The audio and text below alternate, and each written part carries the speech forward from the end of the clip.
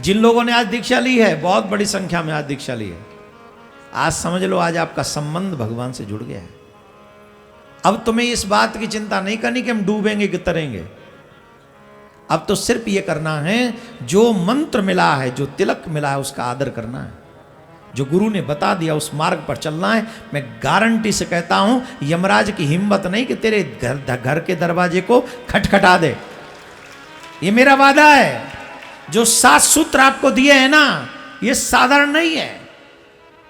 ये यमराज के नरक के द्वार का ताला दे दिया है, लगा दिया आपके आज घर में ताला, उसके में, यमराज के घर में। जो जो इसका पालन करेगा वो बच जाएगा। भगवान कहते जो मेरे घाट पे आता है मैं उसे तार देता हूं, मैं उसे पार कर देता हूं। सुदामा जी बोले आगे हम आपकी नाव में बैठ गए। बोले आओ बैठो। बैठ गए। सुदामा जी नाव में बैठे और जैसे ही बैठे, कन्हैया भी बड़े लीलाधारी हैं। वो पूछे एक बात बताओ, हम तुमको पार कर, ये भगवान है हमारे, ये दुखती नस पे हाथ धरे बिना मानते ही नहीं, स्वभाव है। टेढ़े जो ठहरे, इनसे बड़ा टेढ़ा कोई नहीं है ब्रह्मांड में। नीचे से ऊपर तक टेढ़े है कि नहीं? बोलो बोलो, है कि नहीं? तो ठाकुर जी ने कहा हम तुम्हें पार तो कर देंगे, पर एक बात बताओ। बोले क्या? उतराई में हमको क्या दोगे? जितनी जानते इसकी जेब में कुछ है ही नहीं। जितनी जल्दी बैठे थे सुदामा जी नाव में, उससे भी ज्यादा जल्दी उठकर आगे घाट पे जा बैठे। घाट पे जा बैठे।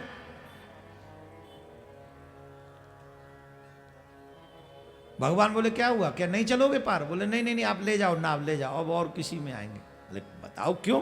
बोले नहीं नहीं नहीं, भगवान ने हमारे पास तुम्हें उतराई में देने के लिए कुछ नहीं। बोले कुछ तो होगा, जो हो वही दे दो।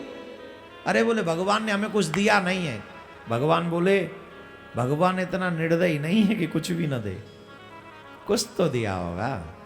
जो दिया है उसी में से शेयर कर लो थोड़ा सा। बोले हाँ ये भी बात सही है, दिया तो है। बोले क्या? पर जो हमें दिया है उसे कोई लेना नहीं चाहता। भगवान बोले जिसे कोई नहीं लेना चाहता उसी को मैं लूंगा। बताओ क्या दिया है? बोले दरिद्रता। भगवान बोले बैठो मेरी नाम में, मैं तुम्हें पार करता हूं, और उतराई में आज तुम्हारी दरिद्रता मैं स्वीकार करता हूं।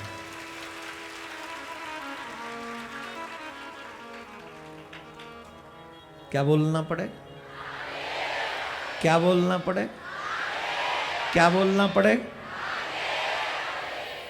ईमानदारी से दिल पे हाथ रख के जवाब दे दो एक बार। कौन ऐसा सगा है तुम्हारा जो तुम्हारी दरिद्रता शेयर कर ले? है कोई? जोर से बोलो। है कोई जो तुम्हारी दरिद्रता शेयर कर ले? क्यों जाजी? एक आध कोई? जब वो गदेरा वाला, गदरा गदरा बोलते, क्या बोलते जो लेके आए थे आप बिहार से, क्या बोलते? गदेला। और जो गदेला जब टाइम था गदेला वाला, तब आए कोई कि तेरा घर हम बनवा देते? मैं सच कहता हूं, तुम्हें दरिद्रता तुम्हारी शेयर करने वाला कोई नहीं है। हां, जिसे मौका मिलेगा वो दरिद्री जरूर बना देगा तुम्हें। अगर तुम्हारी दरिद्रता में भी तुम्हारे साथ कोई खड़ा रह सकता है तो वो मेरा कृष्ण है, मेरा गोविंद है, वो द्वारकाधीश है। वो द्वारकाधीश है जिसके लिए तुम्हारे पास टाइम नहीं है। तुम उसे प्यार नहीं करना चाहते, उसे अपनाना नहीं चाहते। वो वही है जो तुम्हारी हर मुसीबत में तुम्हारा साथ देगा। इसलिए मैं यही कहूंगा, अपने कृष्ण से सच्चा प्रेम करो, अपना कल्याण करो। जैसे सुदामा के सारे कष्ट भगवान श्याम सुंदर ने दूर किए, आपके भी संकट दूर करेंगे, इसमें कोई संशय नहीं है। कोई क्या बोलना पड़ेगा? जोर से बोलना पड़ेगा। भगवान लेकर गए, भीतर लेकर गए, ऊंचे सिंहासन पर बैठाला, अश्रुओं से चरण प्रक्षालन किया, 2 मुट्ठी तंदुल खाए, 2 लोग की संपत्ति दे दी और उनको खूब प्यार से विदा किया। सुदामा जी जैसी द्वारका है वैसी ही सुदामापुरी बना दी भगवान ने, जैसी द्वारका। अब बताइए ऐसा दयालु कोई मिलेगा? जवाब दो। तो मैं भगवान से प्रार्थना करता हूँ आप सबकी मित्रता मेरे द्वारकाधीश से हो जाए। प्रसंग तो बहुत बड़े हैं, बहुत और अलग अलग हैं, लेकिन क्योंकि समय आपके पास कम होता है तो अब आप लोग बैठ जाएं तो 7 दिन की कथा सुनने का लाभ आपको मिले।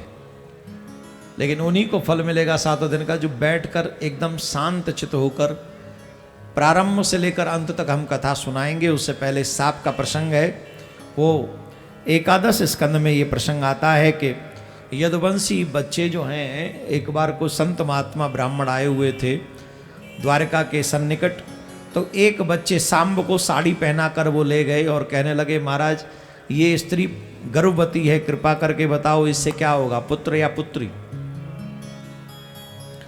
संतों ने नेत्र बंद किए तो उन्हें पता चला ये तो स्त्री नहीं है, पुरुष है, ये हमारा उपास कर रहे हैं, हमारा मजाक उड़ा रहे हैं। इसलिए उन्होंने शाप दे दिया, जनिष्यति ओ वंदा मूसलम कुलनाशनम। अरे दुष्टो, तुम संत महात्माओं का, ब्राह्मणों का उपास करते हो, हम तुम्हें शाप देते इससे मूसल जन्म लेगा और तुम्हारे कुल का नाश कर दे। ध्यान से सुनना मेरे भाई बहन, मैंने हजारों बार ये बात बोली होगी कथाओं में, 3 लोगों का अपराध कभी मत करना, साधु, ब्राह्मण और भक्त। भगवान कहते तू मेरा अपराध करेगा मैं तुझे क्षमा कर दूंगा, लेकिन साधु, ब्राह्मण और भक्त का अपराध करेगा तो मेरी सामर्थ्य से बाहर की बात है, मैं तुझे नहीं बचा पाऊंगा, बचा ही नहीं सकता। तो यदुवंशियों को शाप लगा, वो मूसल उन्होंने पीस के सागर में फेंका, चूरा बन के सागर की लहरों से किनारे पे आ गया, उससे एलका नाम की घास बनी, इतनी सी कील बची थी वो फेंक दी थी, वो मछली ने निकल ली, मछली को शिकारी ने पकड़ा, शिकारी ने वो कील निकाल के तीर के आगे लगा दी। बहुत बड़ा क्रम है। द्वारका में श्री के नारद जी महाराज भी आते हैं, फिर वसुदेव जी को ज्ञान दे देते हैं, और सुंदर सुंदर काफ़ी प्रसंग है। परंतु एक बार सभी यदुवंशी प्रवास क्षेत्र में गए हुए थे, और प्रवास क्षेत्र में गए हुए थे, उनमें से 2-4 की मति भ्रमित हुई किसी कारण से, और उनकी मति भ्रमित होने के कारण एक दूसरे को अपशब्द बोलने लगे, क्रोध करने लगे, ऊंची ऊंची आवाज में बात करने लगे। तो उन्होंने वही घास उखाड़ उखाड़ कर मारने लगे, और वही घास तलवार का काम करने लगी, और यदुवंशी आपस में लड़ने लगे, मरने लगे, कटने लगे। उस समय बलराम जी महाराज उन्हें बचाने के लिए गए। तो बलराम जी महाराज जब बचाने गए तो एक ने वही सरकंडा जो था घास उठा ली बलराम जी के ऊपर भी। तुम कौन होते हो? भगवान श्री कृष्ण ने कहा, भैया अब इनके सर पे काल नाच रहा है, हमारी लीला पूरी हो चुकी है, अब आप प्रस्थान करो। तो उनके मुख से सर्प निकला, वो पाताल में चला गया। इससे बलराम जी महाराज ने अपनी लीला पूरी की। भगवान स्वयं श्याम सुंदर भी एक वृक्ष के नीचे बाएं चरण के ऊपर दाएं चरण को रखकर बैठे हुए थे। उनके जो चरण की आकृति थी वो मृग के मुख जैसी थी। दूर से शिकारी ने मृग समझ लिया उसे और सीधा निशाना लगाया, और जी जाके भगवान के चरणों में लगा। आश्चर्य की बात, इतना बड़ा महाभारत का युद्ध हुआ, भगवान को एक भी तीर नहीं लगा। और यहाँ कोई युद्ध नहीं, आराम से बैठे तीर स्वीकार कर लिया। काहे को? भगवान को लीला पूरी करनी है, इसलिए भगवान ने लीला पूरी करने के लिए जब तैयार हुए तो उसी समय उद्धव जी महाराज आ गए। और उद्धव जी ने कहा, बहुत उपदेश हुआ, बहुत प्रसंग है, बहुत अच्छे प्रसंग है। अंत में उद्धव जी ने कहा कि धर्मम किम शरणम गता, आप पृथ्वी छोड़कर चले जाएंगे तो धर्म किसकी शरण में जाएगा?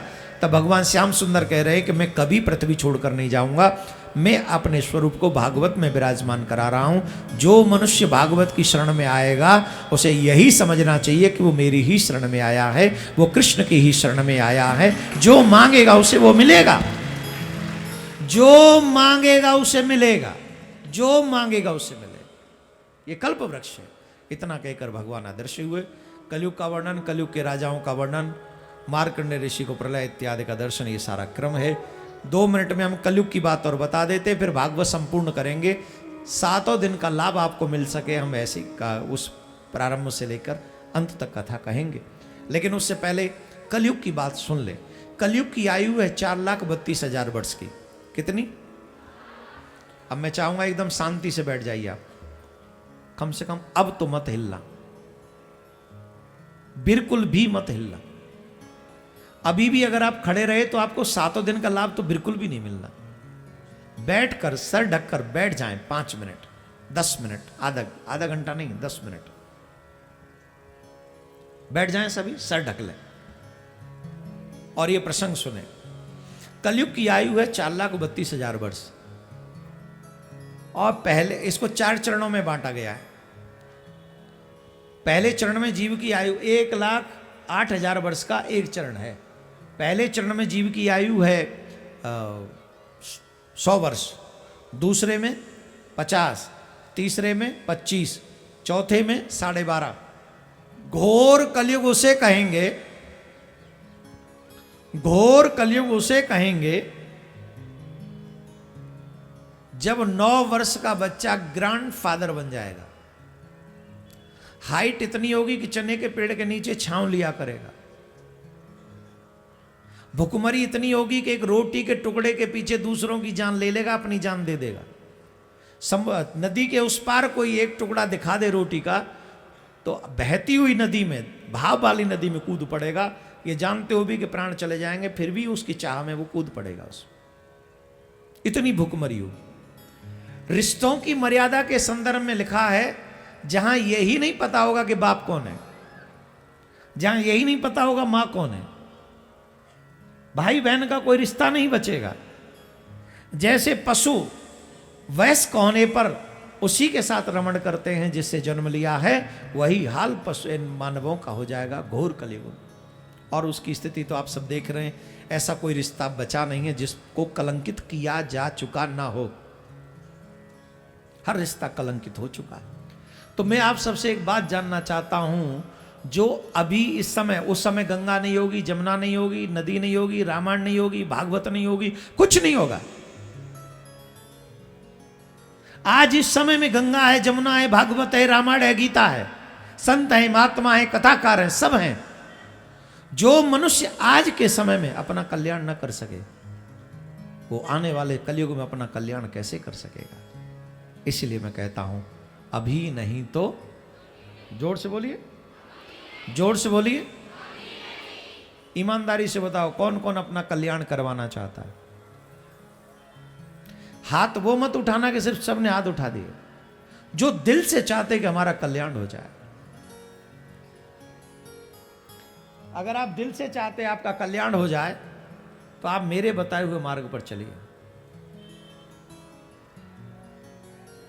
गुरु मंत्र लेने के बाद गुरु में सच्ची निष्ठा रखिए, उनके मंत्र में सच्ची निष्ठा रखिए।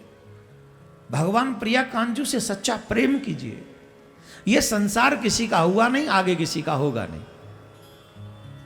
तुम किसी के थे नहीं, तुम किसी के रहोगे नहीं। कृष्ण तुम्हारे थे, कृष्ण तुम्हारे हैं, कृष्ण तुम्हारे रहेंगे। इसलिए हमें भगवान से प्रेम करना चाहिए, गुरु के दिए हुए मंत्र में सच्ची निष्ठा रखकर भजन करना चाहिए। बोलो राधे राधे। सुनिए ध्यान से। प्रारंभ से लेकर अंत तक हम भागवत प्रारंभ कर रहे हैं। आप लोग अपना सर ढक लें। भागवत का प्रथम श्लोक उच्चारण करेंगे। जो बैठे होंगे उन्हें लाभ मिलेगा, जो खड़े होंगे अभी भी, उनकी मेरी कोई गारंटी नहीं, सच्ची में। क्योंकि आप अगर अपनी सनातन परंपराओं का निर्वहन नहीं करेंगे, कैसे आपको कोई कथा या पुण्य यज्ञ आपको लाभ मिल सकता है। आप लोग अपना सर ढककर जहां हैं वहीं बैठ जाएं, लेकिन सर ढका हुआ हो आपका। जहां हैं वहीं एकदम बैठ जाएं आप लोग।